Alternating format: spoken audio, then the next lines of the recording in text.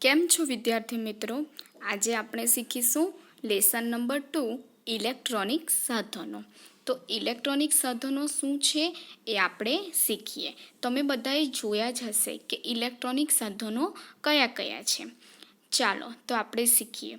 વીજળીની મદદથી ચાલતા યંત્રોને ઇલેક્ટ્રોનિક સાધનો કહે છે કે જે સાધનો વીજળીની મદદથી ચાલતા હોય. યંત્રો એટલે સાધનો.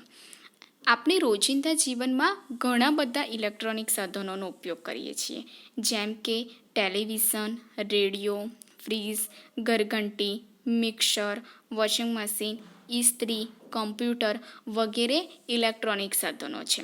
તેનો ઉપયોગ કરવા માટે વીજળીની જરૂર પડે છે. જો વીજળી નહીં હશે તો ઇલેક્ટ્રોનિક સાધનો કામ કરશે નહીં.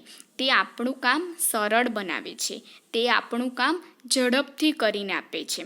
ઇલેક્ટ્રોનિક સાધનો આપણું કામ સહેલું બનાવે છે.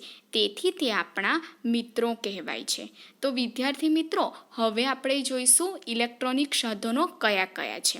તો હવે ચાલો આપણે જોઈએ. આ ચિત્રો પરથી આપણે જોઈ શકીશું.